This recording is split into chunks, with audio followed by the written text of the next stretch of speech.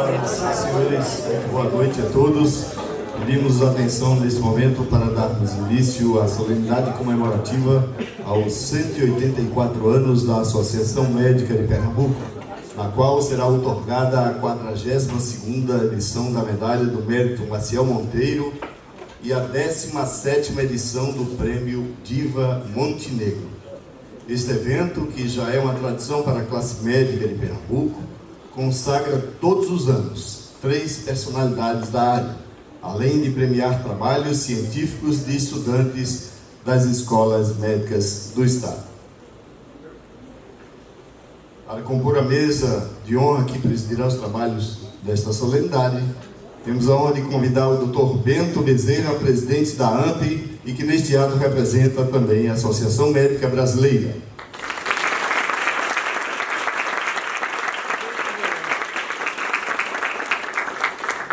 Convidamos, na sequência, a secretária de Saúde do Estado de Pernambuco, doutora Zilda Cavalcante.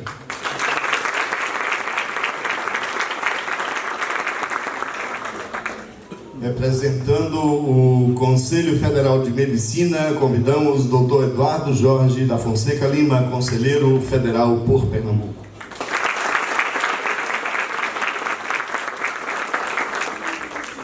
Representando o Conselho Regional de Medicina, convidamos o Dr. Augustinho Machado Júnior, ele que também é o orador oficial desta solenidade.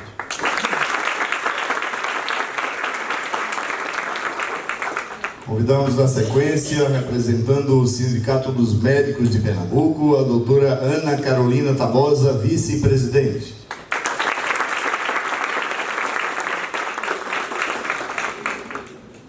Convidamos o presidente da Academia Pernambucana de Medicina, Dr. Antônio Peregrino.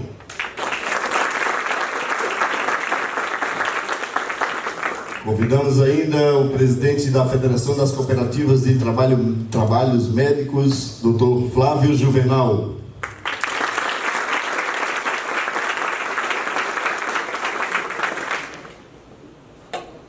Convidamos o presidente do Sicredi, Sistema de Crédito Cooperativo, Dr. Floriano Quintas.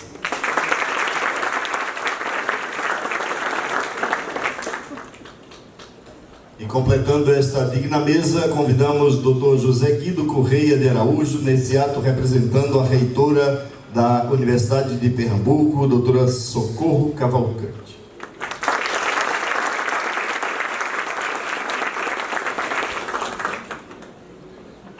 Senhoras e senhores, composta a nossa mesa, vamos agora fazer a introdução dos agraciados desta noite. Para acompanhar a agraciada doutora Maria do Carmo Lencastre, médica geriátrica, convidamos o doutor Luiz Domingues, cirurgião geral, detentor da medalha do ano de 2010, que vai acompanhar a doutora Maria do Carmo.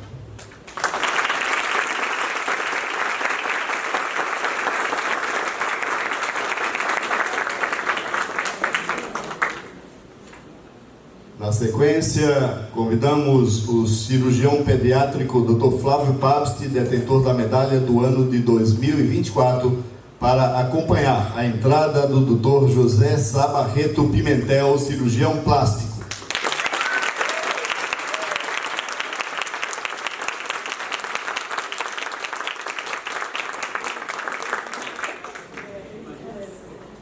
E na sequência convidamos a dermatologista a doutora Cirleide Lira, detentora da medalha do ano de 2022, para acompanhar a entrada do Dr. Roberto José Vieira de Melo, médico patologista.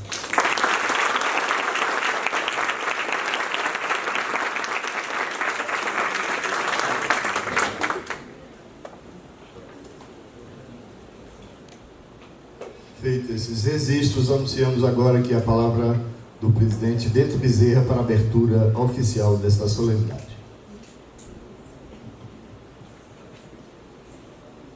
Cumprimento a mesa diretora desta solenidade, senhora secretária, colega Zilda, senhores presidentes de entidades, representantes de instituições,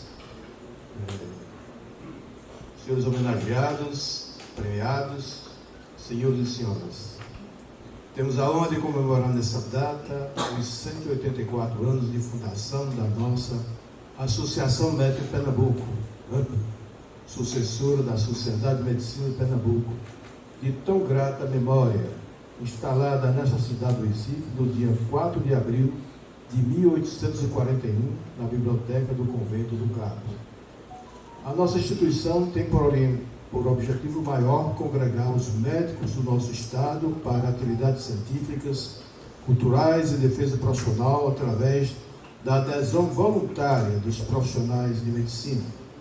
Por aqui passaram figuras ilustres da medicina que deixaram marcas indeléveis de suas atividades profissionais e associativas, muitos dos quais emprestam seus nomes a denominações de unidades de saúde e logradores dessa cidade.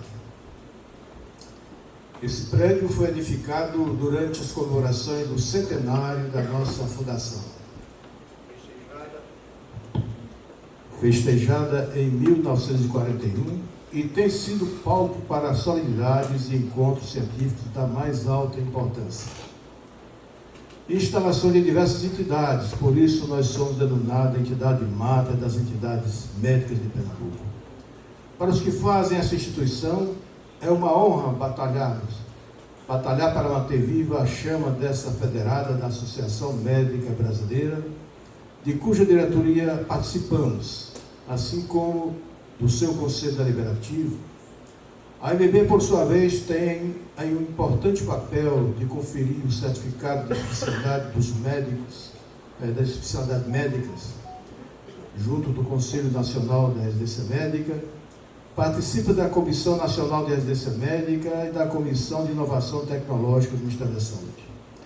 Nesta oportunidade, como acontece todos os anos, temos a honra de outorgar a medalha de honra do nosso fundador, Maciel Monteiro, além de premiar os estudantes de graduação de medicina com o prêmio Diva Montenegro, uma autêntica demonstração do zelo com que tratamos a formação médica em nosso Estado. Estamos participando desta associação há 2 décadas, exercendo a sua presidência pela 2ª vez.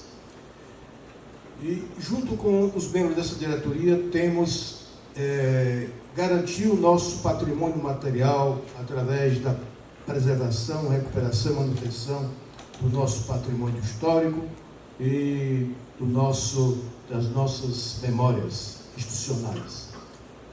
Temos um especial carinho pelo acolhimento das ligas temáticas de estudantes de graduação de medicina, procurando incutir neles o verdadeiro espírito hipocrático. Dito isso, gostaria então de declarar aberta essa reunião e desejar a todos nós uma bela solenidade. Parabéns aos homenageados, parabéns aos premiados. Muito obrigado.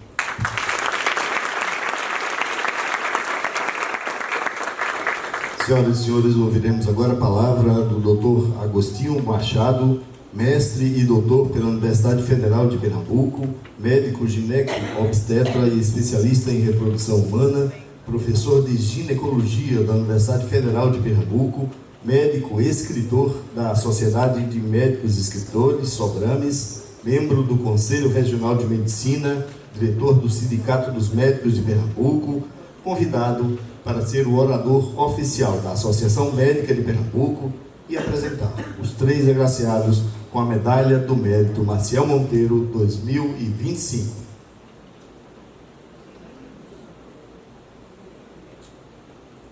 Bom, muito boa noite. Primeiramente, gostaria de agradecer a Deus e a doutora Cirleide por ter me confiado essa oportunidade ímpar de participar dessa sessão solene. Na pessoa do presidente da Associação Médica de Pernambuco, o doutor Bento Bezerra, eu saúdo toda a mesa e as demais autoridades aqui presentes. Também transmito minhas felicitações aos 3 agraciados do mérito Maciel Monteiro, a doutora Maria do Carmo Lencastre de Menezes e Cruz do Erilins, CREMEP 8325, o doutor José Sá Barreto Pimentel, CREMEP 3692, e o doutor Roberto José Vieira de Melo, CREMEP 3608. bem como a seus respectivos padrinhos, madrinhas, familiares e amigos. Meus cumprimentos também aos jovens acadêmicos, pesquisadores, Daniel, Felipe e Juan, que receberão o prêmio Diva Montenegro. Gostaria também de saudar essa plateia linda que se faz presente e todos os convidados, inclusive aqueles que gostariam de ter vindo, não puderam, mas que transmitiram seus votos de aplauso e boas vibrações.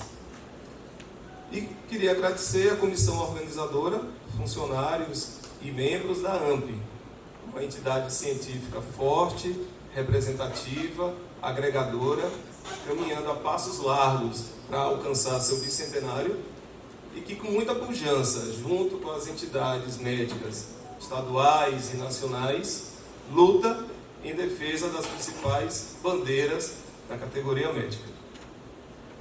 Hoje, 4 de abril de 2025, é uma noite de comemoração e congraçamento. Estamos comemorando o 184º aniversário de fundação da AMP, a outorga da 42ª Medalha Maciel Monteiro e a entrega do 17º Prêmio Diva Montenegro.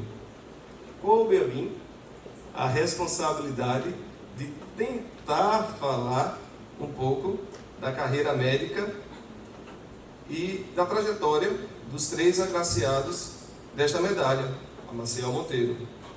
Mas julgo importante falar brevemente do patrono que dá nome a esta medalha.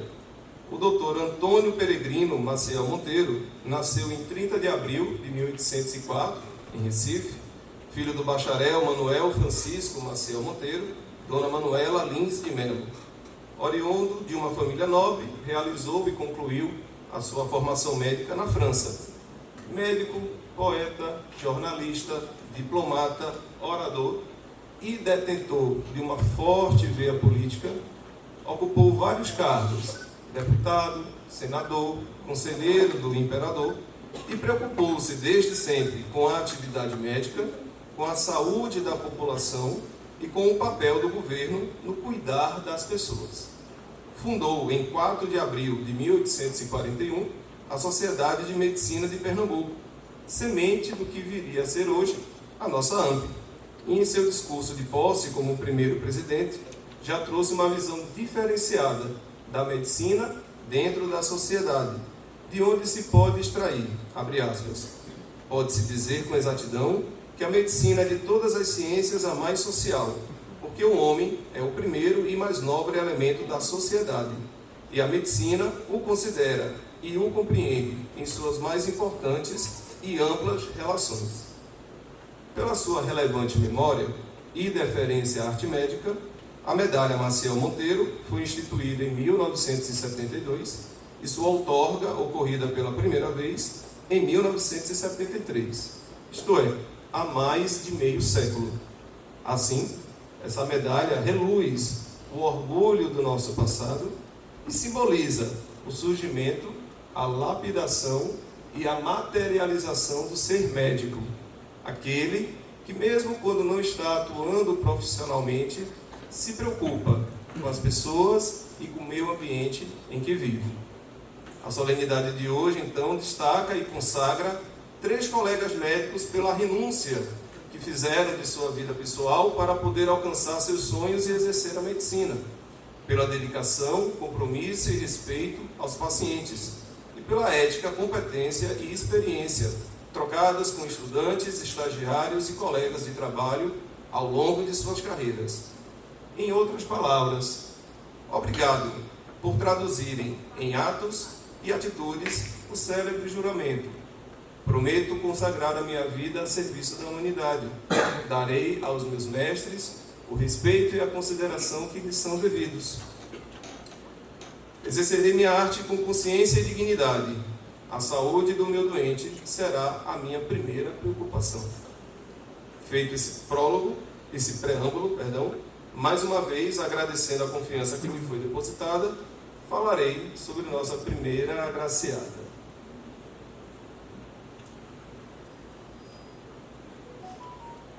Podemos dar sequência? Ok. Bem, nossa primeira homenageada da noite foi foi a segunda dos 5 filhos lisboetas do casal Antônio Álvares da Costa de Menezes, Moura e Cruz, e Maria da Eucaristia de Queiroz Vasconcelos Coimbra Alencastre de Menezes e Cruz. Tanto o pai, engenheiro civil e professor, como a mãe, diretor escolar e bacharel em grego e latim, eram muito católicos e extremamente dedicados à família. O valor que o casal dava à cultura e ao trabalho marcou deveras todos os filhos e netos. Maria do Carmo Lencastre de Menezes e Cruz do Eire Lins, doravante Maria, nasceu em 1º de março de 1961 no bairro de Entrecampos, em Lisboa, Portugal. A vinda dela e da família ao Brasil ocorreu em 1º de janeiro de 1975, em razão da Revolução de 75. À época, Maria tinha 13 anos e deixava para trás o tempo do Liceu Marquesa de Alorna, da iniciação musical no Gulbenkian e das aulas com a pianista Olga Prats. Virou estudante do Colégio Nóbrega e daria continuidade às aulas de piano com a professora Eliana Caldas, só que agora no Conservatório de Música de Pernambuco. E levaria o primeiro prêmio, o primeiro lugar, no primeiro concurso nordestino de piano, tocando a 4 mãos com a pianista Maria Clara Fernandes. Ainda fez aulas de canto na Escola de Música da UFPE, atuando em concertos e apresentações de voz em cravo com o professor Marco Caneca, bem como interpretou Bastieni, na época Bastian e Bastieni, de Mozart, no nosso teatro, e cantou música de câmara no Teatro Santa Isabel. Em 1979, iniciou sua graduação de medicina na UFPE, sendo que nessa mesma época, seu tio a convidou para formar o primeiro grupo de jovens do movimento católico de Schoenstatt, no Nordeste, trabalhando para a conquista do Santuário de Olinda e divulgação do movimento em toda a região. Em 82, pensou em ser irmã de Maria, esteve na Alemanha para amadurecer sua vocação e estudar alemão. Voltou ainda sem total clareza, mas concluiria o curso médico em 85. Em 86 e 87, cursou a especialização de doenças infecciosas e parasitárias, e em 87 e 89 fez residência médica de clínica médica, ambos pela UPE. Esse período também foi marcado pela despedida de seu pai, falecido em agosto de 88. Em 89, conseguiu a equivalência do curso de medicina pela Faculdade de Medicina de Lisboa, e foi quando conheceu Rafael do Eire Lins, descobrindo sua verdadeira vocação para ser esposa e mãe, noivando em 1990 e se casando em 19 de janeiro de 91, no Engenho Tapacurá, em São Lourenço. Desta união nasceram nos anos seguintes seus 3 filhos, Silvia Maria, advogada, Maria Tereza, médica, e Rafael, cursando Relações Internacionais, suas 3 joias raras de intenso brilho. De outra parte, na década de 90, também a vida profissional é lembrada por mais trabalho, quando atuou como médica geriatra do Abrigo Cristo Redentor em Recife, médica e intensivista dos hospitais Neuro e Vitória Régia, implantando neste último um serviço de geriatria, e por mais especializações e estágio no exterior, especialização em cardiologia, estágio no serviço de geriatria no Kent Canterbury Hospital e estágio no Nunnery Fields Hospital, hospital de reabilitação, na Grã-Bretanha, além da obtenção do título de especialista em geriatria e gerontologia. Tornou-se membro, diretora científica, vice-presidente da Associação Brasileira de Alzheimer e passou por praticamente todos os cargos da Sociedade Brasileira de Geriatria e Gerontologia nos idos dos anos 2000. Nos últimos 25 anos, sua vida associativa hipertrofiou tanto que seria um trabalho hercúleo de escrever tudo. Todavia, deve-se mencionar os cargos que ocupou na AMP, 2 mandatos seguidos como terceira vice-presidente, de 2008 a 14, segunda vice-presidente, de 14 a 17, regressando para o posto de terceira vice-presidente, de 17 a 20, primeira vice-presidente, de 21 a 24, e atualmente encontra-se como diretora secretária.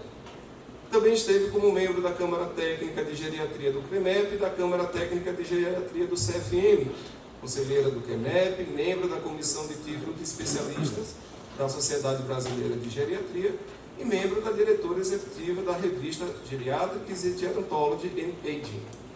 Disparou sua produção científica com várias publicações em livros e revistas, ministrou conferências em congressos nacionais e internacionais e dedicou-se ao ensino nas pós-graduações, sociedades de especialistas, institutos e faculdades, sempre levando clínica médica, geriatria, bioética, noções de cidadania e respeito à pessoa idosa. Mas não se pode deixar de destacar um capítulo à parte dedicado à presença do Real Hospital Português de Beneficência de Pernambuco na sua carreira profissional, atuando como médica clínica do serviço desde 1988 nas mais diversas frentes: consultório, ambulatório, enfermaria, chamadas para intercorrências. Em 2000, foi responsável pela implantação do serviço de geriatria do RHP, inicialmente batizado de Geria Vida, um grupo interdisciplinar de atendimento ao idoso, mas que, devido ao esperado sucesso e crescimento, passou a se chamar Instituto de Geriatria e Gerontologia de Pernambuco. Em 2009, batalhou pela aprovação do primeiro programa de residência médica em geriatria de Pernambuco, o segundo da região Nordeste, no qual ficou como coordenadora das residências por 6 anos. Entre os anos de 2012 e 2018, recebeu a nomeação de diretora médica técnica do Real Hospital Português, pelo senhor provedor Alberto Ferreira da Costa, sendo a primeira mulher diretora a ocupar tal cargo, e com essa incumbência, junto com um time multiprofissional de especialistas, trouxe profundas melhorias, como a implantação do Centro de Epidemiologia Clínica, do Cadastro Médico, do Núcleo de Segurança do Paciente, do Escritório de Qualidade, do Banco de Leite, do Transplante Hepático. Além disso, também foi a realização e expansão do convênio do RHP com a rede pública do SUS, a criação do Centro de Simulação Realística e a reorganização do corpo clínico, bem como a reestruturação da unidade de terapia intensiva, as emergências adulto e pediátrica, do bloco cirúrgico, da anestesiologia, da nefrologia e transplante renal. Tais avanços permitiram, de maneira justa e merecida, a conquista da primeira acreditação pela Joint Commission International. Entre 2015 e 2016, Maria concluiria mais 2 pós-graduações: especialização em Direito Médico pela Universidade Cândido Mendes e Coach Practitioner em Programação Neurolinguística na Humano Center Brasil. Em 2017, foi responsável pela implantação da unidade de bioética da International Chairs of Bioethics pela Associação Médica Mundial, com a cooperação do professor Amon Carmi e professor Rui Nunes, realizando fóruns de bioética e biodireito em parceria com a AMP, com a UPL Garanhuns, com a ADEFAS, com o CREMEP, com a Católica e com a Escola de Direito Médico. Em 2018, foi nomeada novamente pelo senhor provedor como diretora do Instituto de Ensino e Pesquisa do RHP. Mais uma vez, a primeira mulher a ocupar tal cargo, e implantou o Comitê de Ética e Pesquisa e o Comitê de Análise de Projetos. Todavia, em 2019, teve que passar por uma perda muito doída com a partida de sua mãe. Mas com o apoio da família e muito empenho, mais uma vez liderou uma série de conquistas que viriam nos anos vindouros: extensão dos programas de residência para 21 programas de residência médica, 9 residências multiprofissionais, 2 residências uniprofissionais, a inauguração da Escola de Saúde, a implantação e gestão do Centro de Pesquisa Clínica, a estruturação das visitas técnicas hospitalares e o desenvolvimento e atuação do Centro de Simulação Realística, a criação do Journal of Hospital Science pela editora executiva, a implantação do Núcleo de Doenças Raras e a criação de um ambiente virtual, interativo e metaverso para os profissionais da área de saúde, com o uso da inteligência artificial para dar suporte ao diagnóstico. Enfim, não caberia no discurso toda a grandeza e amplitude que Maria alcançou e continua a desenvolver com seu trabalho incansável, às vezes em situações adversas, escassas, ou de verdadeira carestia. Ao falar em carestia, lembre-se do caso de Dona Neide, uma paciente senil de 101 anos, com quadro demencial de leve para moderado, que um belo dia encontrou no consultório a genitora da nossa agraciada, Dona Maria da Eucaristia, e que durante a introdução dos cumprimentos sociais, ao ouvir o nome da mãe de sua médica, a sábia Dona Neide comentou: minha filha, realmente a vida está uma carestia. Difícil para todo mundo, não se pode comprar mais nada. Sabe, dona Neide. Todas caíram na gargalhada. Tão inusitado como essa passagem foi quando outro paciente, à procura insistente de Maria, ligou para a residência dela de Casa Forte, em Recife. E quem atendeu foi o senhor Rafael, que muito pacientemente explicou-lhe que Maria não estava em casa e perguntou se o paciente já não havia tentado no consultório, no RHP, na enfermaria, porque ali sua esposa não encontrava-se. O paciente, já impaciente, disse que sim, que já tentaram, mas o digníssimo senhor Rafael não sabia informar onde ele estaria naquela hora. O paciente, muito zangado, disse: e que qualidade de esposa é o senhor que não sabe onde está a senhora, sua esposa aí? Tum! Desligou o telefone na cara do senhor Rafael. Nem precisa dizer como o senhor Rafael se sentiu bem contrariado após esse episódio. Querida Maria, nossa lusitana pernambucana, pianista, cantora, médica geriatra, estudiosa da bioética, poliglota, rubro-negra, fotógrafa e premiada diversas vezes pelo seu pioneirismo e empreendedorismo.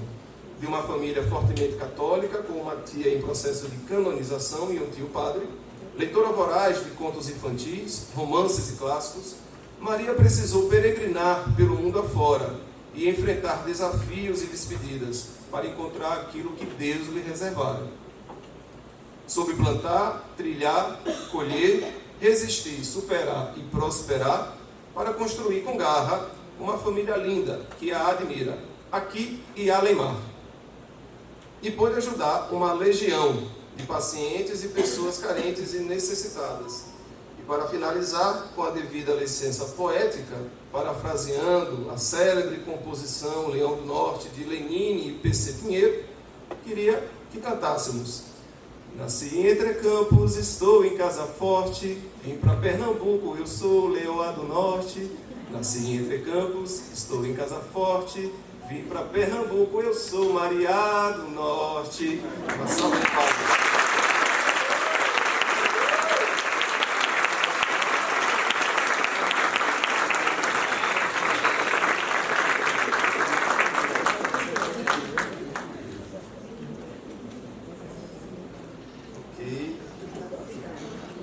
Assim, não canta assim tão bem como Maria, né? Mas dá um desconto aí, tá certo?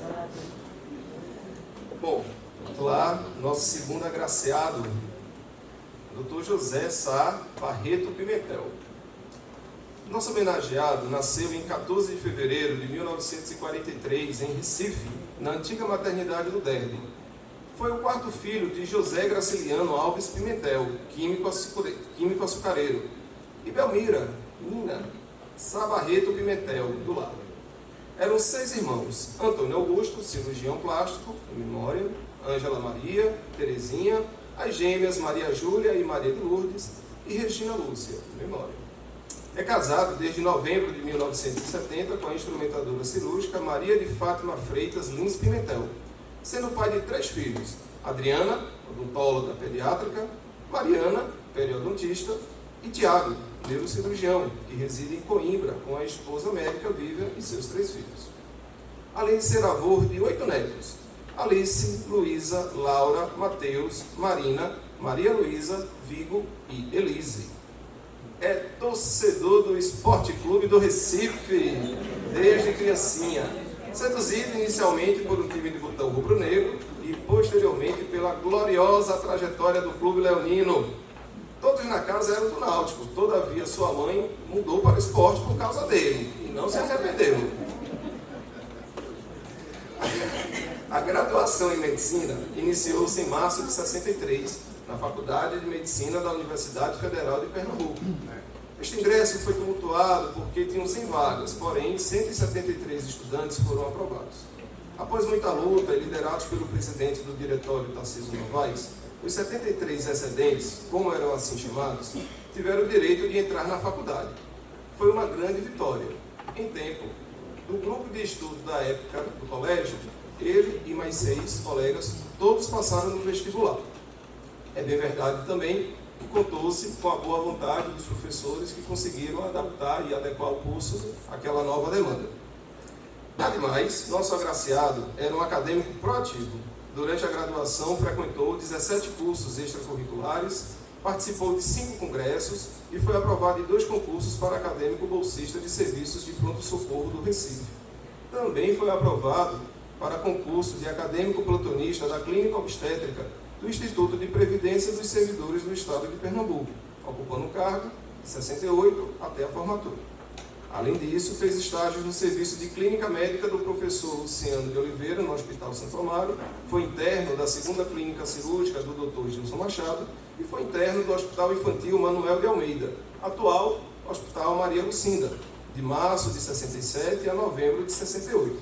Sendo que neste último, juntamente com Flávio Papst e Roberto Buffoni, sob a orientação do querido professor Marcelo Costa Lima, realizou o trabalho científico Incidência da calculose vesical em crianças portadoras de estenose do colo da bexiga, apresentado em 67 no 26º Congresso Médico Acadêmico de Pernambuco, tendo sido ainda presidente da Sociedade de Internos dos Hospitais do Recife, na gestão de 68. Em janeiro de 69, partiu para São Paulo e estagiou no Hospital Santa Catarina, em cirurgia geral, por 18 meses, com o Dr. Mário da Costa Galvão Filho, o qual era amigo do seu irmão, o Dr. Antônio Augusto, mas que também, além de professor, veio a se tornar um grande amigo. Logo em seguida, neste mesmo hospital, foi residente por 3 anos no serviço de cirurgia plástica do mestre Dr. Roberto Milan, tendo sido o primeiro residente oficial deste e responsável pelo respectivo credenciamento do programa junto à Sociedade Brasileira de Cirurgia Plástica. Foi promovido então a assistente do serviço por mais um ano e deve ter sido bem emocionante a reunião de despedida quando foi presenteado com um bisturi de ouro pelos componentes do serviço, em deferência ao seu trabalho e seus préstimos durante aquele quadriênio. Foi nesse período em São Paulo que ingressou como médico auxiliar de cirurgia no Hospital de Heliópolis, passando a cirurgião plástico no final de 72.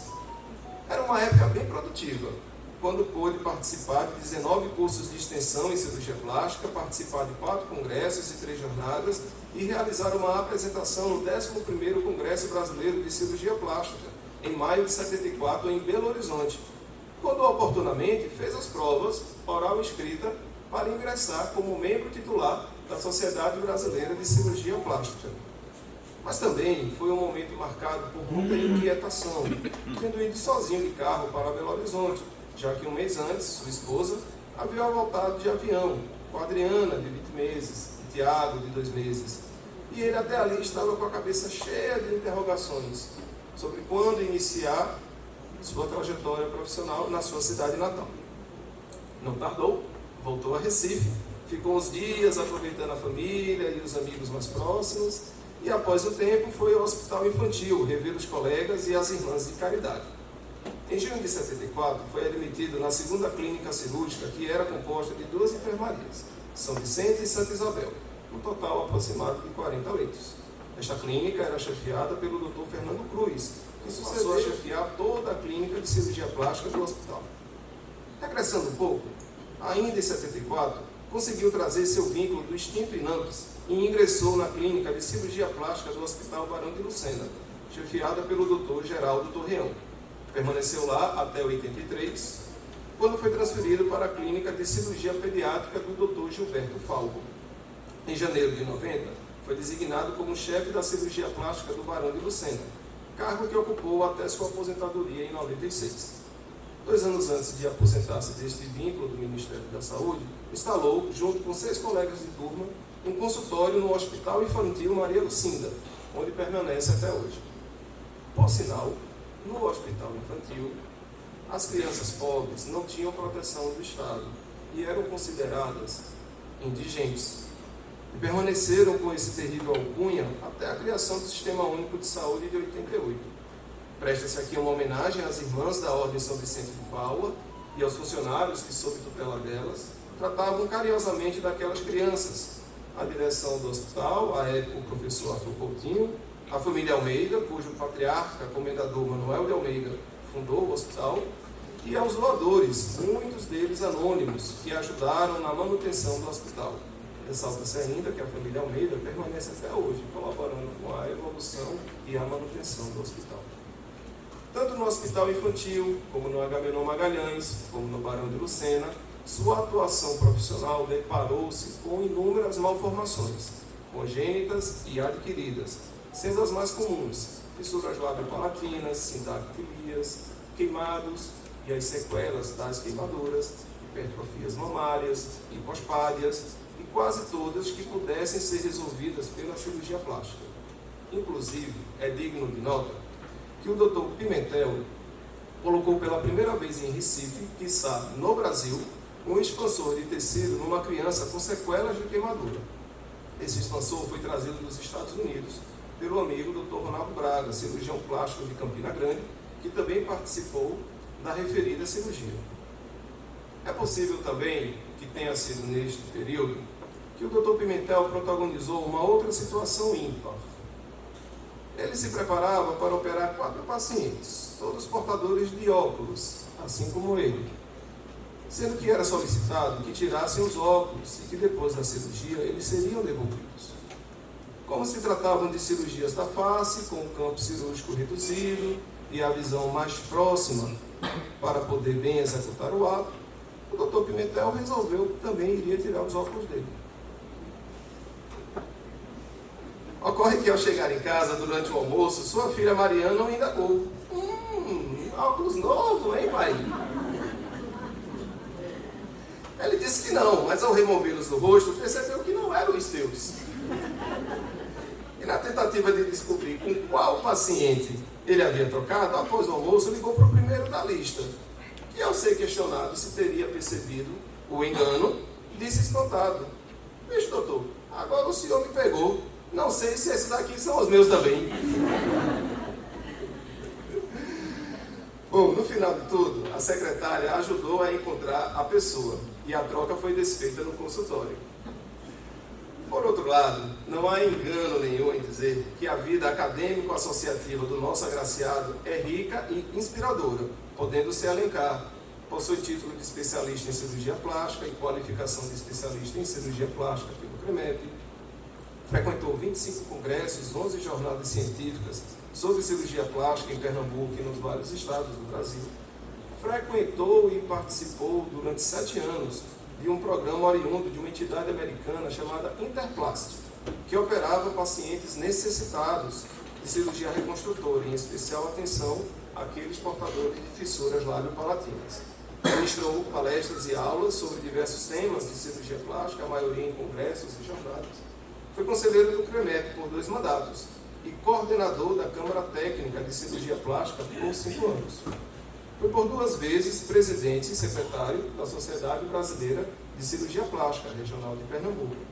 E é sócio honorário da Sociedade de Interno dos Hospitais do Recife, sócio da Associação Médica de Pernambuco, sócio titular da Sociedade Brasileira de Cirurgia Plástica, aquela lá, a primeira, lá em 74, e sócio da Confederação Internacional de Cirurgia Plástica desde abril de 83. Em 2002, foi convidado pelo Dr. Rui Pereira para participar de um mutirão de cirurgias em pacientes com fissuras lábio-palatinas, a ser realizado no IMIP.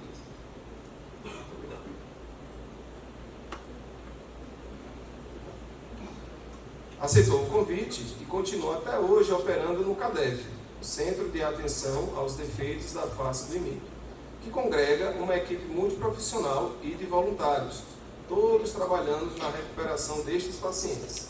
São inúmeras as homenagens prestadas ao Dr. Pimentel durante congressos e jornadas, pelo seu trabalho e sua conduta ética, bem como já foi agraciado com a medalha Fernando Figueira, em 2011, e foi presidente de honra do 13º Congresso Brasileiro de Fissuras Lábio-Palatinas e Anomalias Crânio-Faciais, em 2023.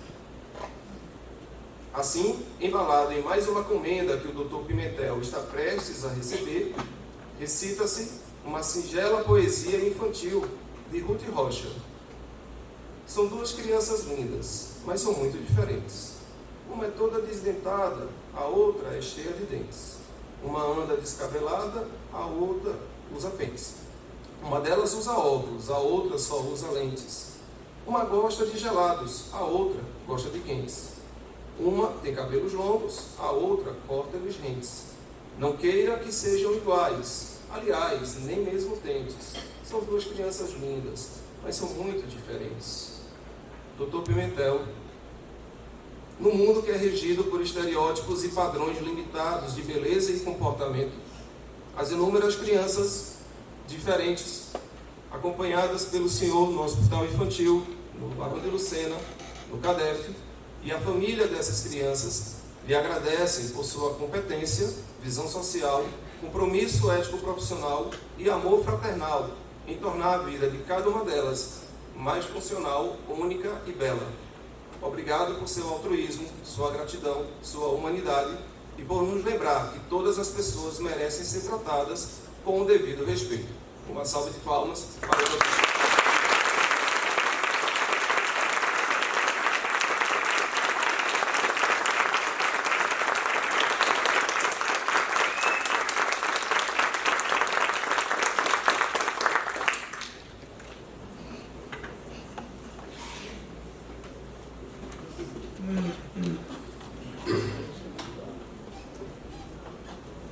Respirar um pouquinho para uma palavra.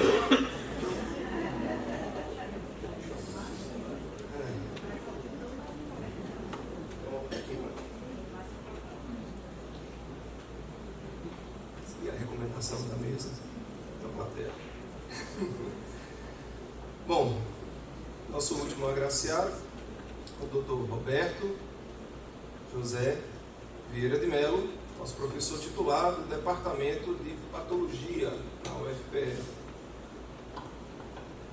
Nosso agraciado nasceu em 18 de maio de 1949 na cidade do Recife. Ele é taurino e descendente de portugueses, filho de João Magalhães Vieira de Melo, contador e fundador de uma das primeiras empresas de contabilidade do Recife, e Regilda Marques de Oliveira Vieira de Melo, professora. Foi o segundo de 4 filhos homens do casal. Casado há 50 anos com Maristela Ferraz, é médico e professor, atualmente domiciliado no Bairro Novo, em Olinda. E ainda novo, descobriu sua paixão pela música e literatura, fortemente influenciado pelos cuidados pedagógicos primários oferecidos pelas tias e madrinhas, Luísa Morim e Zélia Lucena. Criança tímida e tranquila, perfil bem diferente dos seus irmãos, estudou na adolescência no Colégio Marista do Recife, mas aos 17 anos, em 1966, resolveu, por escolha própria, migrar para o Colégio Estadual do Recife com o intuito de se relacionar com as classes mais populares. Nessa época, decidiu participar de passeatas e movimentos estudantis, inspirados pelo seu ídolo juvenil, Che Guevara, a fim de lutar pelo que acreditava e visando sempre o pacifismo. No cursinho Exuda, conheceu o professor de Química Hans Heinrich Weber, com o qual desenvolveu amizade fraternal e, sem saber ainda, aprofundaria seu processo de germanização, dali em diante, ao longo de sua vida.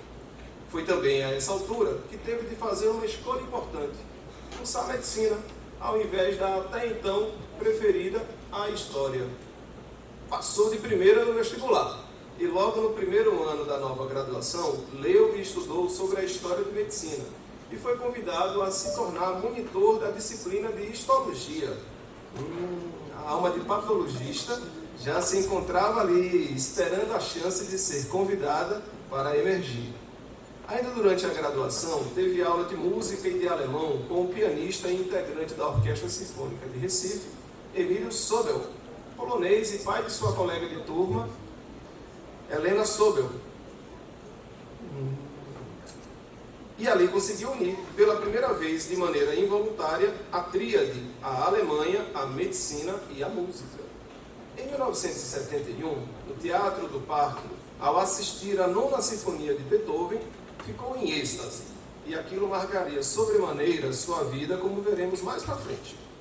Chegou a pensar em ser clínico geral, mas os estágios não o atraíam, fora a sensação de impotência diante da evolução implacável de certas doenças. Na metade do curso médico, cogitou trocar de profissão após considerar seriamente fazer arqueologia em Natal, mas seguiu na graduação médica. Mediante seu fascínio e curiosidade pelo sistema nervoso e pela mente humana, começou a pagar plantões de psiquiatria na Tamarineira, lembranças assim não tão boas, e de neurologia no Hospital Neuro da Caxangá. No Hospital Neuro, criou fortes laços profissionais com o Dr. Jorge Vanderlei e o Dr. Ian Pester, que, sabendo do interesse do dedicado aluno, o incentivaram a fazer neuropatologia. Mais uma vez, o patologista pedia passagem, e dessa vez ele foi convencido. Primeiro, no Hospital do Câncer, contou com a presença marcante do Dr. Adonis Carvalho e Dr. Heraldo Soares, e a seguir o internato no Hospital Pedro II permitiu a identificação completa com o departamento de patologia. Necrópsias, biópsias, aulas, congressos, orientações de estagiários, tudo. Da teoria à prática da vida clínico-acadêmica. Por falar em academicismo, é oportuno citar seu percurso universitário intenso nos primeiros anos como médico recém-formado. Concluiu a graduação em 1973 e já iniciou a residência médica em 74 e 75, indo residir no Pedro II, obtendo os títulos de especialista em anatomia patológica e patologia. Simultaneamente a esses eventos da vida profissional, na vida pessoal casou-se no sábado de carnaval, em 1975, e pouco tempo depois foi convidado para uma bolsa de estudos na Holanda, em Amsterdã, no mesmo serviço do inventor do microscópio. Seus mentores, Dr. Adonis, Dr. Heraldo e agora também o Dr. Raimundo de Barros Corrêa, professor titular do Departamento de Patologia, sabendo dessa iminente ida ao exterior, decidiram por encorajá-lo a continuar em Recife, prestar concurso para professor auxiliar e entrar no mestrado acadêmico de patologia, para só depois seguir para a Holanda. Só que agora lhe pairava uma nova dúvida. Como uma pessoa tão tímida se tornaria professor? Decidiu encarar o desafio, adiou sua ida para a Holanda e assumiu o cargo de professor de ensino do Departamento de Patologia. A identificação e a afirmação para ser professor foi imediata e fluiu como uma verdadeira sinfonia. Mas eis que o acaso lhe pregaria uma surpresa, quando o Dr. Adonis lhe traz um convite vindo de um professor da Alemanha Ocidental disposto a receber um estagiário brasileiro. E ainda se não bastasse, seria justamente na cidade natal de Beethoven, em Bonn. Aparecia ali a chance de reunir pela segunda vez a tríade Alemanha, Medicina e a Música. Como recusar uma oportunidade dessa? Obteve o título de mestre em anatomia patológica, cancelou a bolsa para a Holanda e partiu para a Alemanha em abril de 78, ciente da missão de trazer na bagagem de volta o conhecimento em neuropatologia e resgatar a influência da escola alemã que havia sido iniciada em Pernambuco décadas atrás com os professores Christie e Abate. Após um período de adaptação ao sul de Munique, convivendo com gente do mundo todo e aprimorando o idioma, seguiu para Bonn e às margens do rio Reno, no departamento de neuropatologia de Nervenklinik, viu-se a combinação perfeita entre duas valências do Dr. Roberto com estilo alemão de ensino, disciplina e eficiência. O aprendizado em um dos berços mundiais da neurociência foi frutífero e valioso. Não obstante, a convivência com dois colegas italianos e um casal de alemães tornava a rotina mais leve e produtiva. Eles até lhe propuseram que estendesse sua permanência por mais um ano, contudo, os compromissos familiar e acadêmico, firmados anteriormente no Brasil, eram inadiáveis, e regressou em 30 de setembro de 1979. Foi então pai de duas filhas, Nádia e Roberta, logo prestando novo concurso para professor assistente na UFPE, aprovado em primeiro lugar, e em 98 defendeu a tese de doutorado intitulada Critérios Morfométricos para a Graduação dos Gliomas.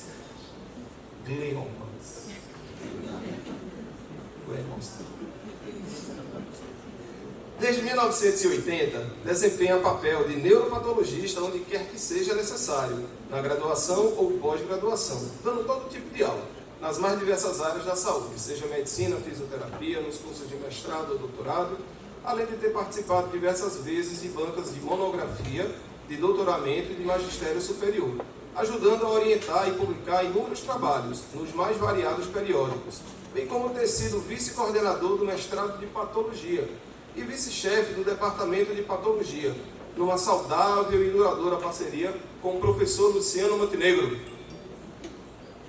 Também foi coordenador de disciplinas e módulos envolvendo a anatomia patológica, supervisor de programas de residência médica em patologia, além de membro de comissões e de seleção acadêmicas, inovando com o rodízio de patologia no internato do curso médico, recebendo por isso, inclusive, menção honrosa da Sociedade Brasileira de Patologia e sendo atualmente o último professor a dar aula de necrópsia com microscopia. Vou falar em necrópsia. Como não lembrar uma situação vivida pelo nosso agraciado quando do Serviço de Verificação de Óbito, SBO, na cidade universitária, no afã de seu trabalho, junto com mais 2 técnicos, o senhor Malaquias e o senhor Eusébio, testemunharam algo inusitado.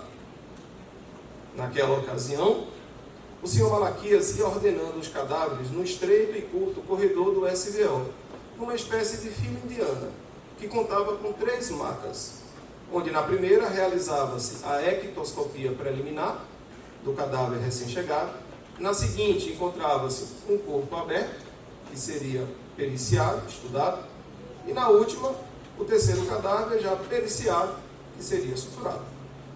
Eis que naquele dia, o Dr. Roberto estava nas suas anotações iniciais na primeira bancada, de costa para as outras 2, quando ouviu um som inesperado, vindo da bancada do meio, como se fosse um gemido, um ganido, ou um chiado,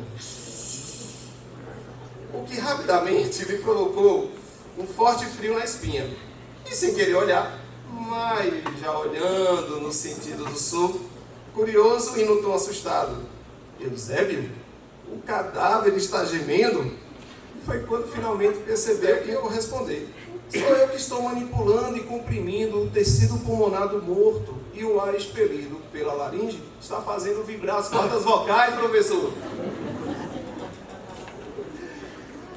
Que susto, hein? Que situação. Como professor, inclusive, foi homenageado por muitas turmas, sendo paraninfo 7 vezes.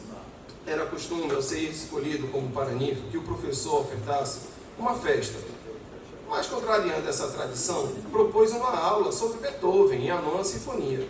Desta vez, deliberadamente, uniu a Alemanha, a medicina e a música.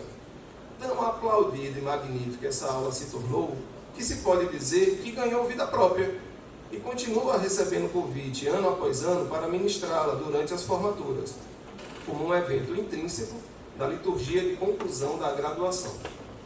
Em 15 de dezembro de 2004, exibiu todo o seu talento musical numa única apresentação pública como pianista, a convite do Departamento de Música do Centro de Artes da UFPE, tocando o Minueto número 2 de Sebastian Bach. O médico, o músico e a arte alemã, juntos, em perfeita sintonia. Participante do primeiro curso de História da Patologia por anos a fio, Dr. Roberto é historiador, arqueólogo, clínico, artista e patologista.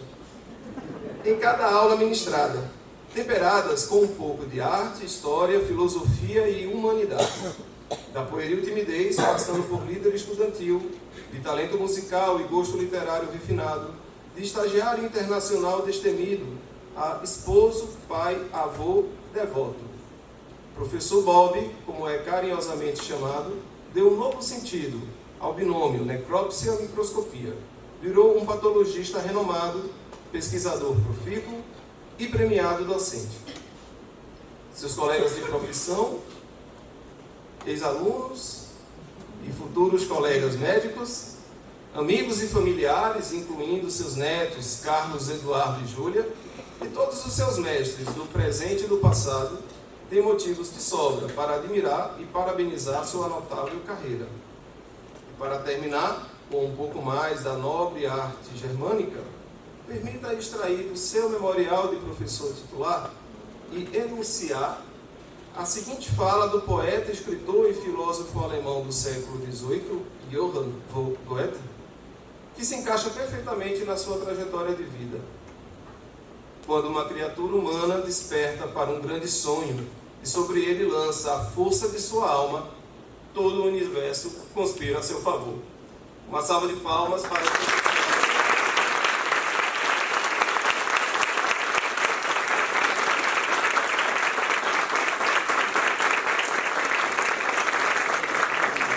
Muito obrigado, então, Dr. Agostinho Machado, pela sua belíssima oratória. Vamos agora efetivamente a entrega das medalhas.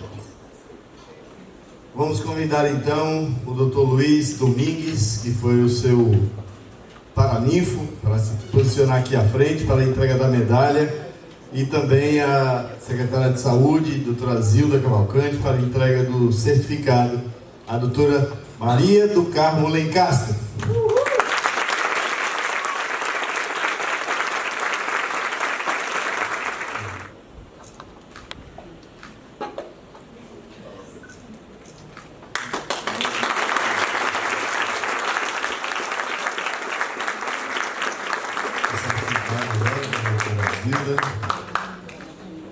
E o brinde do Sicredi posicionado. Por favor, fazer uma foto. Cumprimento a mesa, a presença do Dr.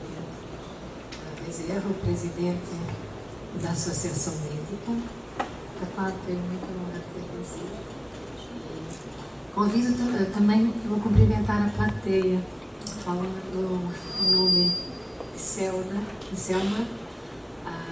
foi presidente atrás e uma companheira de grandes lutas para ajudar os pacientes com Alzheimer e depressão. Sinto-me profundamente honrada e comovida por essa escolha para receber a medalha Maciel Monteiro, junto a personagens que eu admiro e que para mim são mitos. Todo dia agradeço a Deus por poder ter sido médica e também geriatra. Para mim bastava ser médica. Ser geriatra já foi um plus. E o resto foram mais plus, que foram se abrindo pelo caminho e a gente aproveitando as oportunidades. Mas especialmente encontrando em todo o caminho grandes parceiros, capazes, generosos, que em todos os projetos se agregaram, não sendo as conquistas minhas, mas as conquistas sempre de um grupo disposto. E todos muito especiais. E aqui estão os presentes desse meu caminho, dessa trajetória. Então, hoje eu tenho uma gratidão profunda por todos aqueles que passaram na minha vida e que, sem dúvida, marcaram. Ter acesso aos pacientes é um privilégio. Sou grata a eles, porque encantam a minha vida. A gente poder chegar do paciente e ele compartilhar conosco a sua vida, e nós podermos ajudar. E às vezes nem ajudar a ouvir apenas. Penso que foi um presente que Deus me deu. Sou grata ao Brasil porque sou médica aqui. Sou grata também porque eu sou luso-brasileira. Eu tenho dupla nacionalidade. E acho que esse foi um presente que esta terra me deu. E um presente precioso. Gostaria de homenagear a todos que passaram pela minha vida. Profissional, familiar, afetiva. Porque todos eles influenciam na nossa vocação. Mas não dá tempo. Então eu queria falar alguns nomes. Um deles é a doutora Miriam Hildesmith, que foi a minha orientadora em Kent, e que acompanhou minha formação.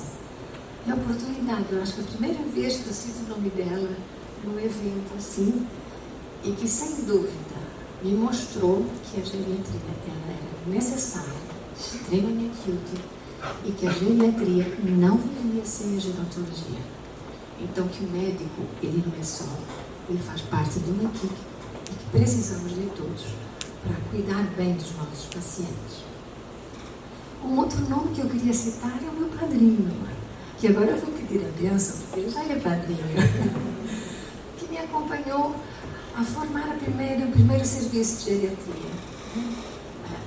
Era difícil, tinha acabado de chegar da Inglaterra e ainda insegura.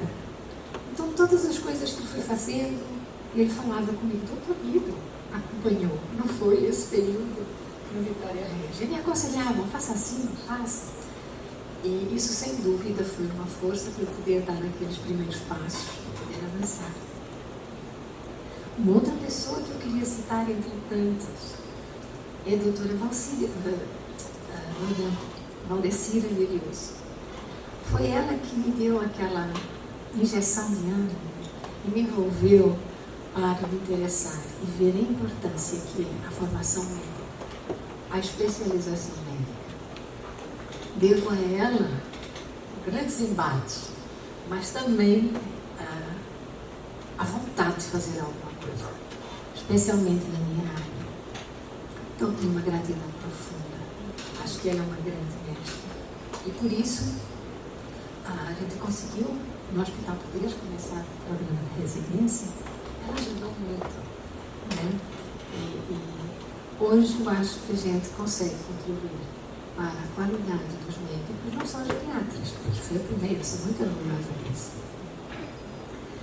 A outra pessoa que eu gostaria, não é médico, de agradecer, mas é o Sr. Alberto Ferreira da Costa. Ele permitiu que eu, ele disse que só chegava para gastar dinheiro, mas ele permitiu que se fundasse o serviço de geriatria. Inicialmente a gente não tinha doentes. Porque 5 doentes era o máximo. Era um luxo. Mas devagarmente foram crescendo. E hoje nós temos uma equipe grande que atende com muita qualidade. E também que é uma escola de formação. Eu respeito muito as instituições e sou grata a elas. E entre todas aquelas por onde passei, que graças a Deus foram muitas dentro da área médica, tenho que dizer que a Associação Médica de Pernambuco é especial.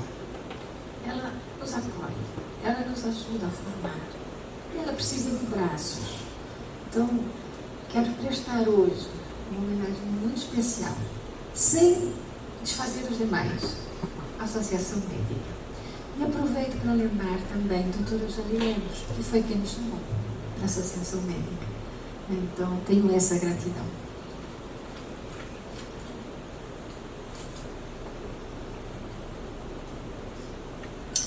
Devo agradecer também aos meus pares da geriatria, que me acompanharam na Sociedade de Geriatria, quer seja de Pernambuco, quer seja nacional, e ao grupo que trabalha comigo hoje no Instituto de Geriatria. Com eles, me sinto realizada, orgulhosa, de ver muitas vezes que tem mais talentos do que eu tenho. Mas eu acho que esse é o papel, né, nosso, é não ficar preso nos seus talentos, conseguir que os outros sejam mais do que nós somos. E agora eu acho que cabe uma palavra à minha família, né? Aos meus pais que me formaram, que me deram vida, que me inspiraram.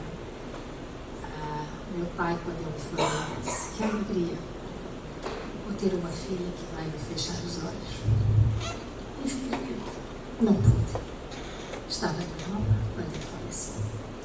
Mas cada doente a quem eu fechei os olhos, eu fechei os olhos ao meu pai. Tive também mais um casal de pais. Tive uma tia, Margarida, que foi uma mãe, um tio Miguel, padre, que também me formou e que me ajudou a crescer na espiritualidade, que me deu sentido à vida, que me engajou. A eles eu tenho que agradecer. Os meus irmãos, que são lá e cá, né? Especialmente a minha Maria, que mora aqui comigo, eles são a minha família.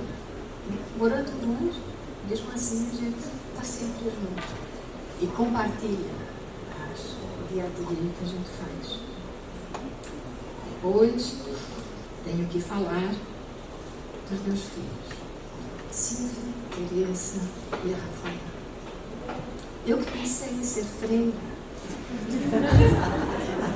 me realizei em ser mãe.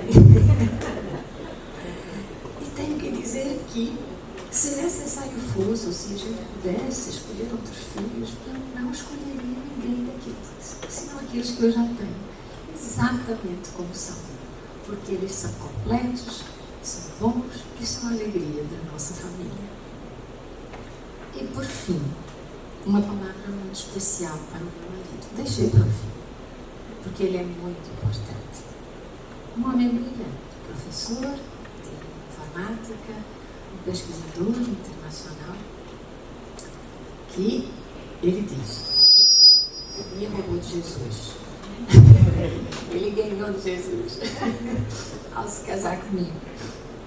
Mas foi um companheiro já de mais de 30 anos e que assumiu todos os meus projetos. Foi companheiro em todos os desafios. Quando eu estava a querer alguma coisa, estava comigo e me empurrava. Se faltava alguma coisa, ele ia providenciá-la. E assim é até hoje. E modesto. Quando eu vou agradecer, aí diz: não, é só para falar de ti. Mas não é verdade, eu tenho que falar dele. Porque quando eu estive ausente, ele esteve presente em casa. E ele é talentoso, não é? Então, tudo em casa ele resolve. De concertos, de comida, de convites, mas especialmente de estar ao meu lado, de me ver, de cuidar de mim. De ser meu parceiro de sonhos e de projetos. Então, esta é uma medalha. Rafael, cadê? Onde está? Aí. A medalha também é dele. Muito obrigada.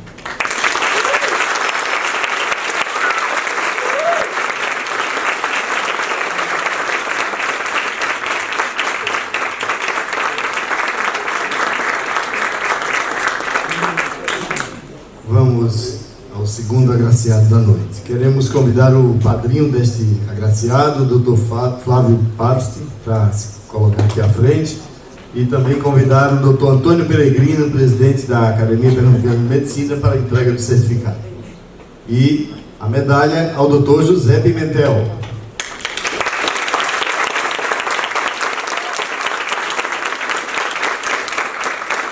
Mais uma vez pedimos a colaboração do Dr. Floriano Quintas para a entrega do brinde da Sicredi.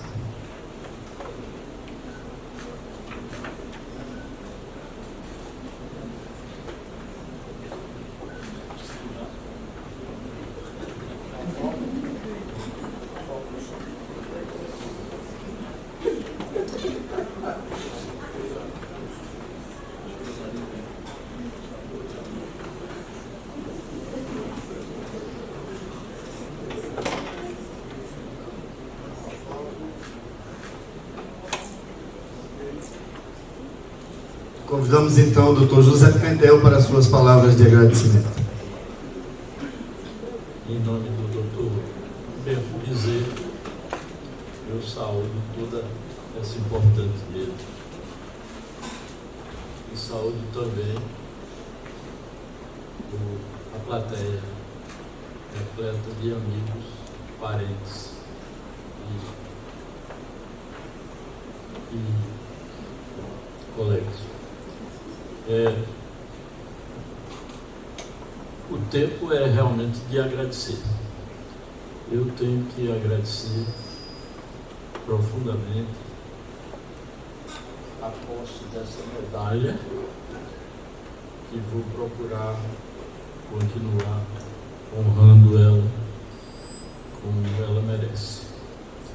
Estou honrado dos homenageados que junto comigo estão recebendo a medalha. Não tenho os dotes musicais. Eu, quando criança, meu pai era químico de usina e a casa da gente era junto à igreja. Aí eu fui chamado para tocar o sino de uma missa de sétimo dia. E eu comecei a tocar e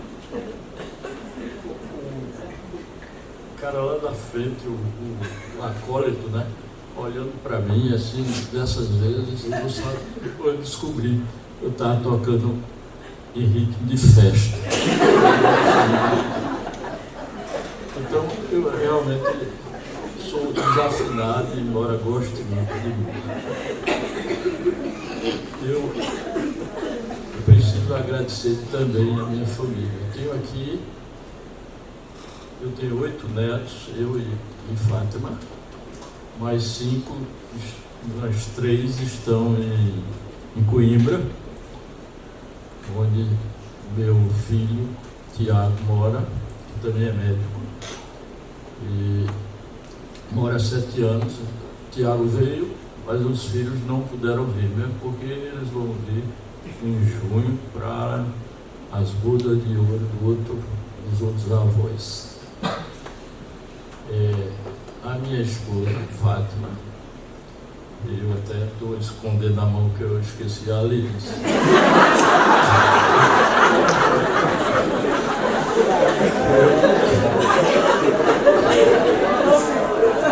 Foi a emoção desse momento.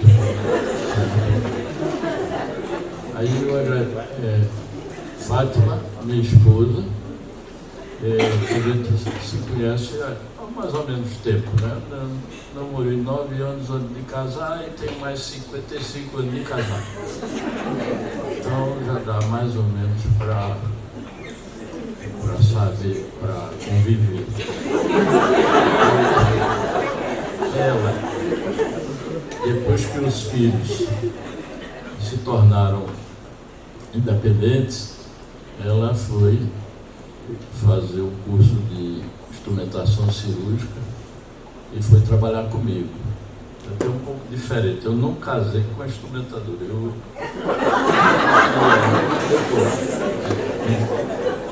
É porque às vezes exige essas nuances.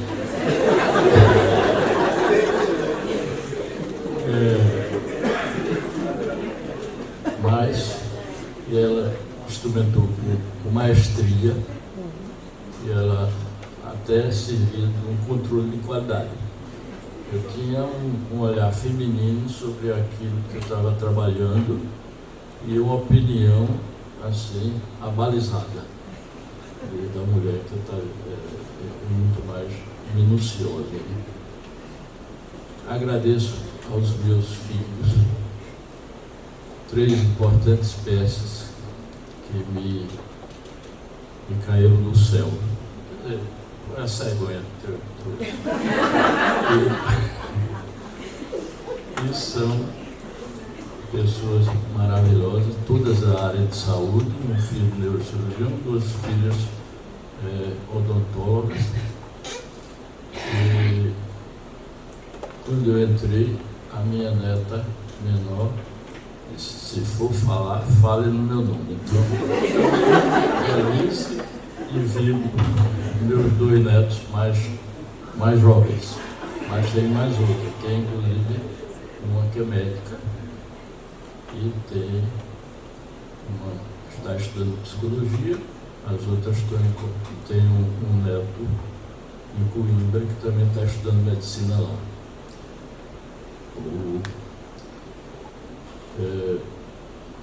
Deixei o papel no bolso, tu me perdeu.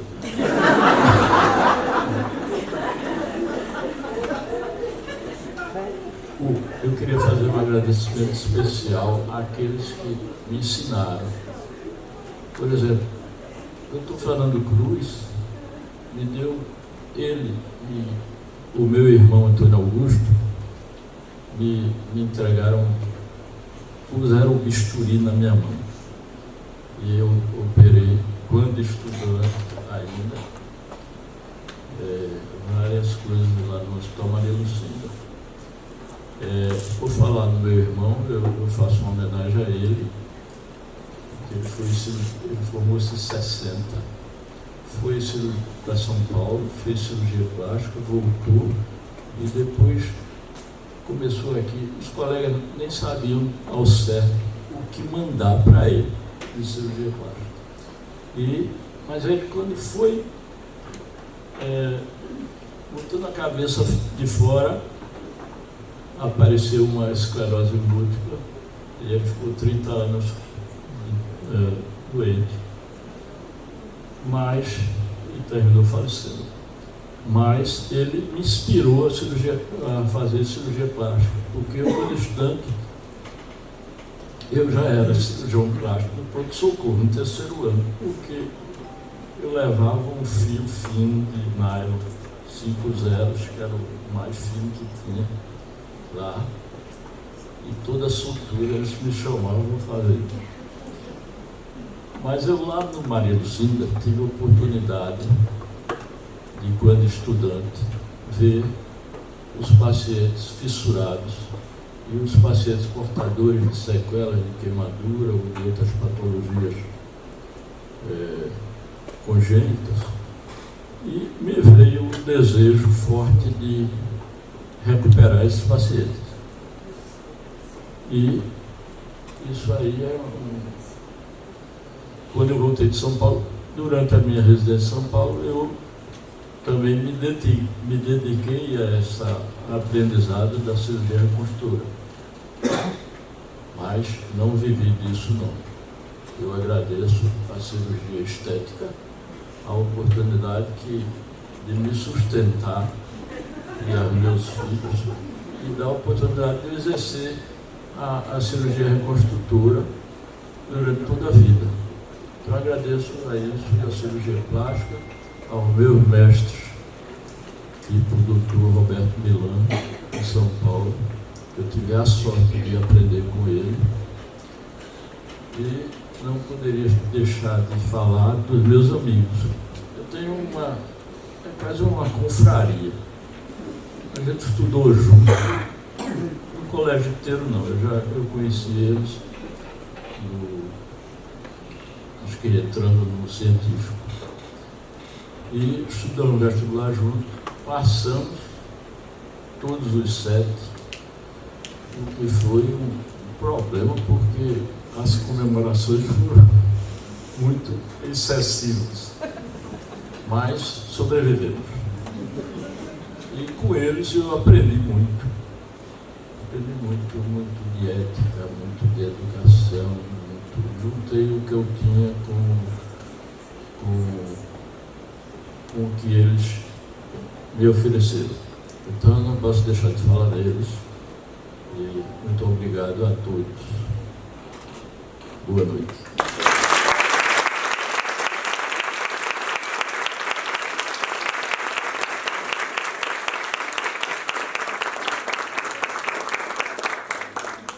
Senhoras e senhores, vamos então passar para o próximo agraciado. Quero convidar a madrinha da medalha, a doutora Cirleide Lira, a posicionar-se aqui à frente, e convidar a doutora Ana Carolina Tabosa, vice-presidente do CIMEP, para a entrega do certificado.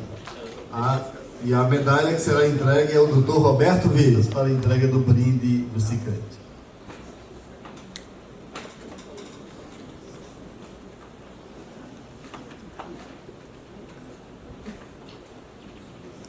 Certificado agora com a doutora Ana Carolina.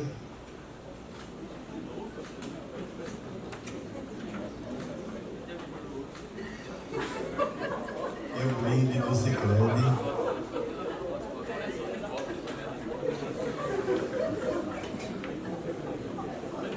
E agora uma foto.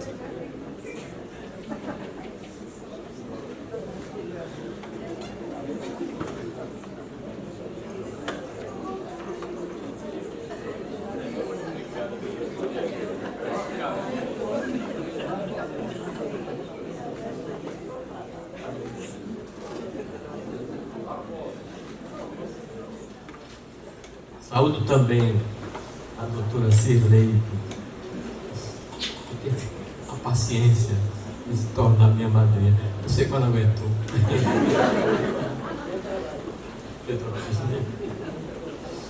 Receber essa medalha tem um significado duplo para mim. Primeiro, por ser uma comprovação de ter tido êxito na difícil tarefa de exercer as funções da patologia no âmbito da medicina.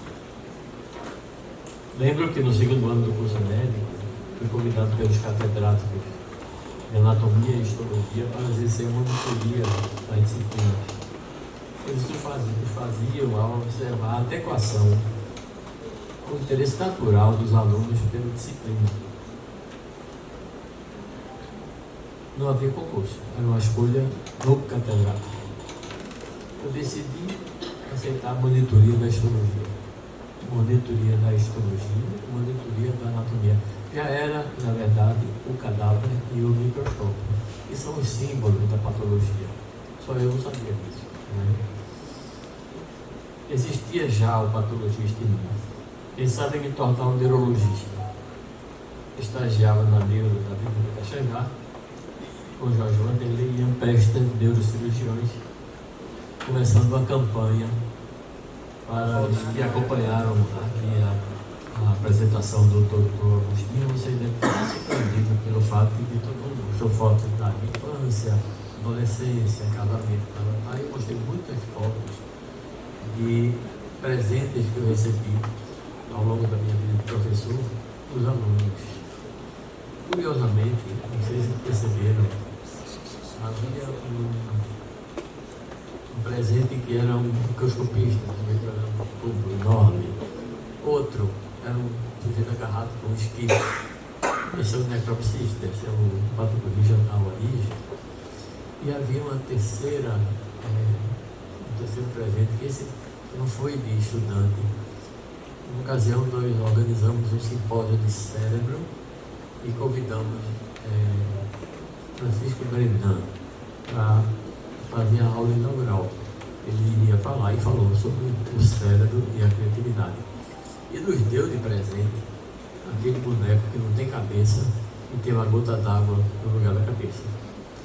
Isso ele explicou que era, na verdade, um símbolo de uma tribo indígena, e essa gota d'água representava a alma, a essência que nos faz ser o que somos.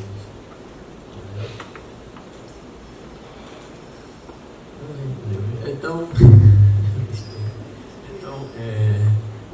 os alunos me deram isso aleatoriamente, não houve ideia de criar uma história com isso, só que eu, quando peguei esse negócio, percebi que eles estavam me dando instrumentos para construir uma história da patologia, e a história também minha, né, como eu fui formado como patologista.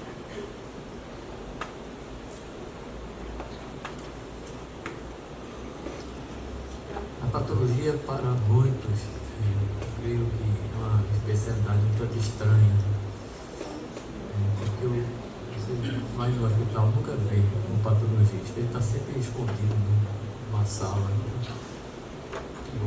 ele está sempre escondido numa sala no catálogo.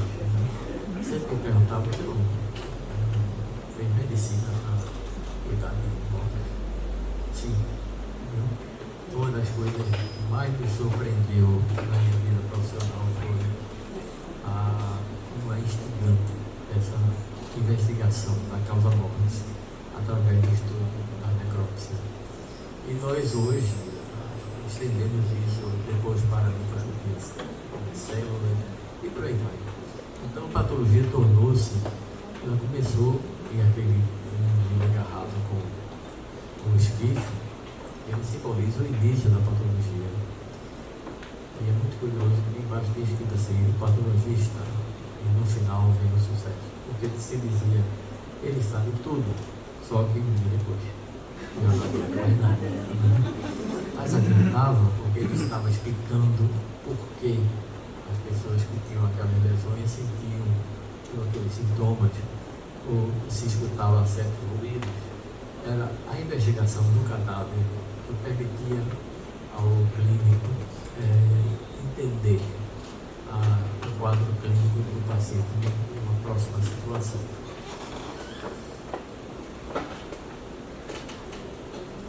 Bom,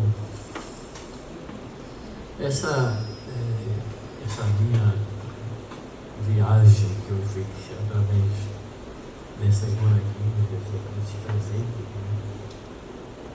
mostra a viagem que o ser humano fez também através do corpo humano. Nós começamos com o corpo humano entendendo que ele é formado por órgãos. Posteriormente percebemos que não são os órgãos, a instância última. Os órgãos, na verdade, não existem. O que existem são células organizadas que formam esses órgãos, cada um com a sua função. Cada função é celular. E já estamos no outro estágio, onde entendemos que Na verdade, a célula também não existe.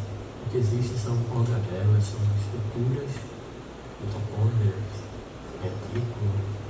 Não sei se vocês costumam ver isso, mas não muito. E isso é, na verdade, a essência do que é a célula. E se nós pensarmos um pouquinho mais adiante, percebemos que também isso não existe, que existem as moléculas. E nós estamos nesse estágio. Me permitem que eu vou aqui anunciar 3 nomes das pessoas que me formaram como patologista e que foram cada um responsável por um estágio dessa formação. Raimundo de Barros Coelho, acho que muitos conhecem, talvez conhecem o nome da história. Raimundo de Barros Coelho, como necropsista, foi o meu grande tutor da necrópsia. Adonis Carvalho, na microscopia óptica, né? E o Luciano Montenegro, que está escondido ali atrás. Ele foi para o Japão e teve uma experiência única, acho que na vida. Ele fazia uma viagem quase um dia e olhar pela janela e não ver. Foi bem o tempo todo. É uma experiência extraordinária passar um ano no Japão, aprendendo a trabalhar com microscópio eletrônico e a detectar a presença de moléculas. Hoje nós fazemos isso. A microscopia eletrônica detecta uma grande vantagem na patologia, mas a chamada imunohistoquímica, onde nós demonstramos as moléculas. Sim. Hoje, muito dos critérios diagnósticos, muito do tratamento, sobretudo do câncer, é baseado nessa evidência de que moléculas a célula é composta. Vejam que nós estamos descendo gradualmente para níveis de organização inimagináveis. Se nós vamos ir além, eu não sei. Se vamos além das moléculas, isso é uma grande pergunta e o senhor vai responder, eu acho que eu não conseguirei jamais imaginar. Se um dia vamos pensar em átomos para explicar a doença. Bom, eu considero que foi uma experiência fascinante viajar por esses diferentes níveis de organização do corpo humano. Considero também que foi gratificante receber aqui essa medalha que hoje foi concebida. Eu considero isso como um atestado de que foi capaz de fazer essa viagem e espalhar o benefício dela onde é necessário. Obrigado.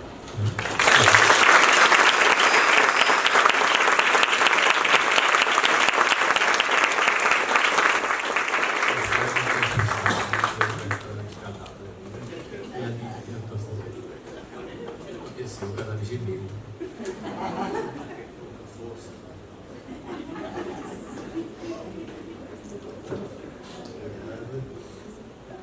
Por favor, eu queria pedir a gentileza dos 3 agraciados ficarem aqui à frente para uma foto oficial, por gentileza, sem só uma medalha, por favor.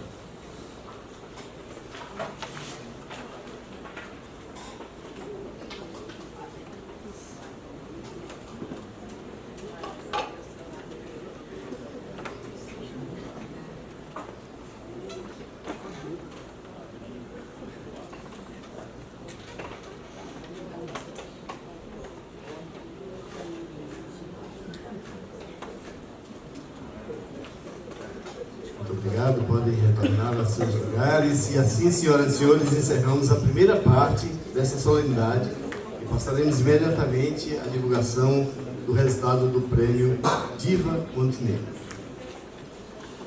A Associação Médica de Pernambuco criou em 2007 o prêmio Diva Montenegro de incentivo à pesquisa científica, dirigida aos estudantes de medicina do 9º ao 12º período das escolas médicas de Pernambuco. Pretendeu-se, com a criação deste prêmio, atingir os seguintes objetivos: incentivo à pesquisa científica e aproximação dos futuros médicos com a associação, que se constitui como um patrimônio da medicina de Pernambuco com os seus 184 anos de existência. Diva Montenegro foi uma figura exponencial na medicina pernambucana. pioneira na área de microbiologia e análises clínicas, com memoráveis contribuições à medicina brasileira.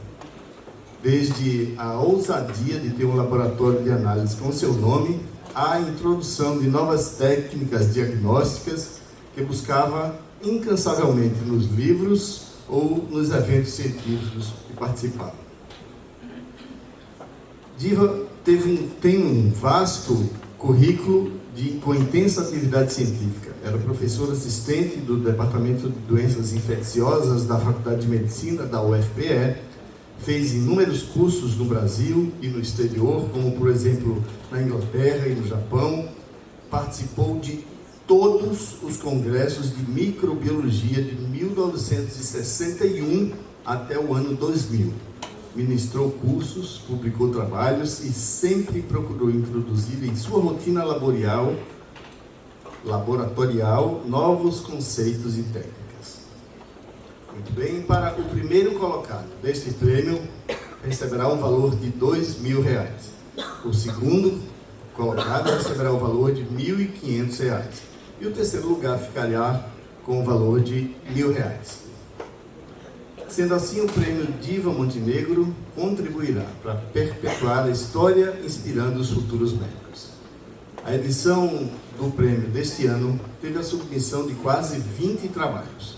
E durante um mês, os 5 integrantes da Comissão Científica da AMP avaliaram, através dos critérios de originalidade e atualidade do tema, adequação das partes do resumo e clareza do texto, conteúdo, metodologia empregado, se aplicável, e emprego da norma padrão da língua portuguesa. Os 3 ganhadores desse ano, por ordem alfabética, são Daniel Medeiros Nunes, Felipe Santos de Melo e Juan Pontes dos Santos. Desses 3 estudantes, vamos saber na noite de hoje quem ficou em primeiro, segundo e terceiro lugar. Vamos, antes disso, conhecer as pesquisas científicas realizadas pelos finalistas. O estudante Daniel Medeiros Nunes apresentou o trabalho Desenvolvimento de formulação tópica com potencial antinecrotizante e cicatrizante para os casos de acidentes ofídicos por Botrus SP. Ele é da instituição Universidade de Pernambuco, do campus Garanhuns, e a sua orientadora foi a doutora Priscila Barbosa Salles de Albuquerque. O estudante Felipe Santos de Melo apresentou o trabalho Desenvolvimento de um protótipo de aplicativo móvel por meio da IA para mapeamento otimizado de áreas endêmicas de esquistossomose no estado de Pernambuco. Ele é da instituição AFIA, Faculdade de Ciências Médicas de Jaboatão dos Guararapes. O seu orientador foi o professor Dr. Antônio Sérgio Júnior e a co-orientadora, doutora Conceição Maria. O estudante Juan Pontes dos Santos Silva apresentou o trabalho Estudo de permeabilidade da barreira hematoencefálica e do perfil inflamatório intratecal em pacientes com manifestações cerebrais do SARS-CoV-2. Ele é da instituição Unicap, Universidade Católica de Pernambuco, e a sua orientadora foi a doutora Clarice Naixuanda Lins Moraes, e a sua co-orientadora foi a doutora Cristiane Bressani Salve. Muito bem, senhoras e senhores, agora, de acordo com a comissão científica, o primeiro lugar do 17º Prêmio Diva Montenegro vai para o estudante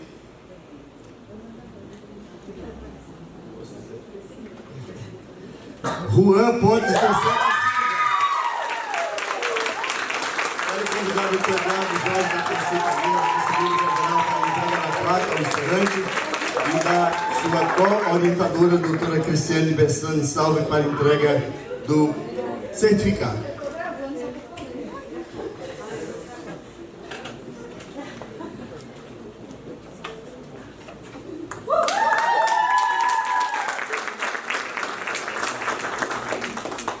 A orientadora também recebe um certificado de participação e o estudante também recebe um brinde do Sicredi.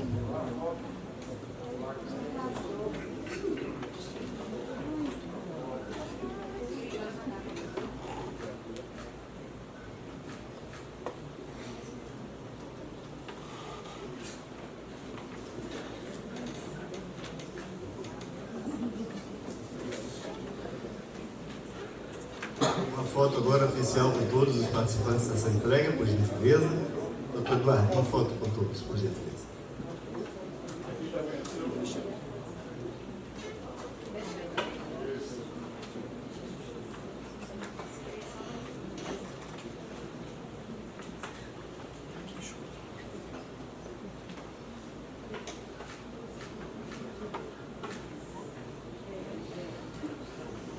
Muito obrigado a todos que participaram. Vamos divulgar em segundo lugar no Prêmio Diva Montenegro 2025.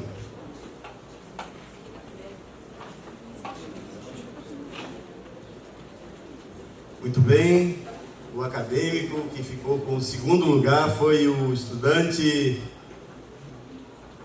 Daniel Medeiros Nunes.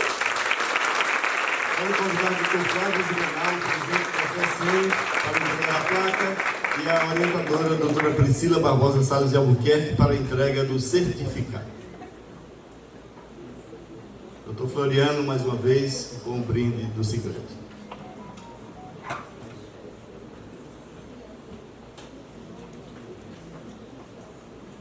No centro, por gentileza.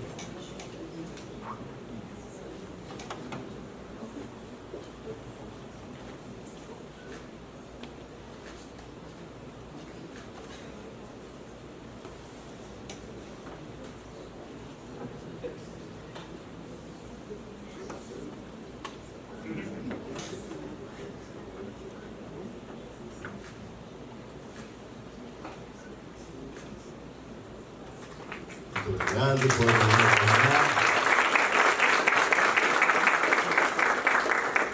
Não há mais mistério. O terceiro lugar, então, ficou com o estudante Felipe Santos de Melo. Vamos convidar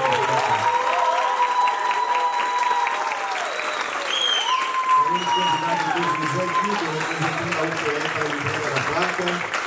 E o orientador, professor Dr. Antônio Sérgio Júnior, para a entrega do certificado.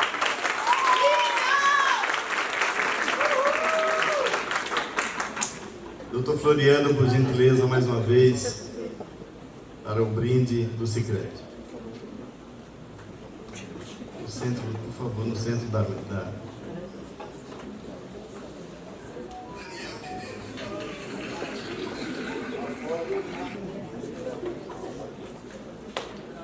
Só um minutinho, está faltando aqui o brinde do Sicredi, para o doutor Floriano também participar.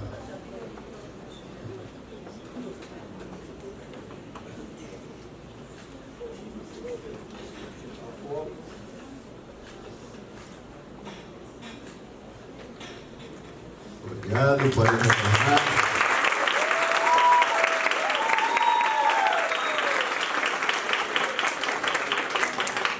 Senhoras e senhores, a Associação Médica Brasileira, a MBA, em nome do seu presidente, Dr. César Eduardo Fernandes, presenteia a cada um desses acadêmicos vencedores do Prêmio Diva Montenegro 2025 com um volume do Tratado de Medicina Geral, como forma de guiá-los em jornadas. Gostaríamos de solicitar mais uma vez a vinda dos três acadêmicos aqui à frente para receber das mãos do Dr. Bento Bezerra, presidente da AMP, e que nesse ato também representa a Associação Médica Brasileira, para a entrega do livro que foi citado. O livro é uma referência obrigatória para todos os médicos brasileiros, generalistas e especialistas, além de servir como importante fonte de conhecimento para residentes e acadêmicos de medicina.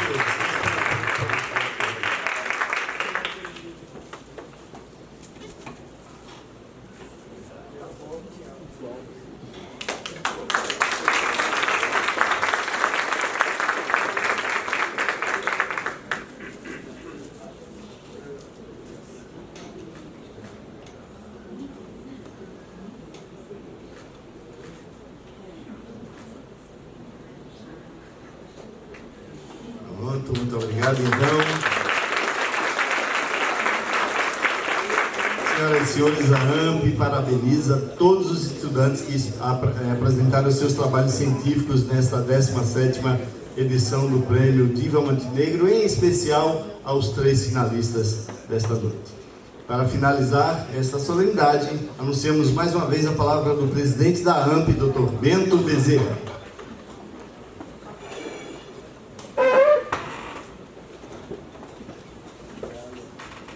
Agradeço a presença de todos. Foi uma bela solenidade, muito rica, muito emotiva, muito participativa.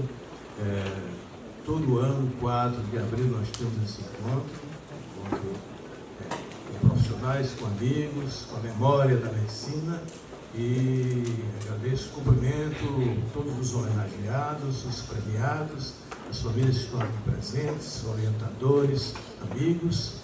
E declaro encerrada essa sessão e convido-os para o nosso hall participar do encerramento da placa comemorativa desse prêmio que é concedido hoje, da medalha Marcel Monteiro. Depois temos qualquer coisa aí relacionada ao coquetel. Muito obrigado a todos. Senhoras e senhores, agora o presidente da AMP, Dr. Bento Bezerra, e os 3 agraciados com a medalha do Mérito Marcel Monteiro.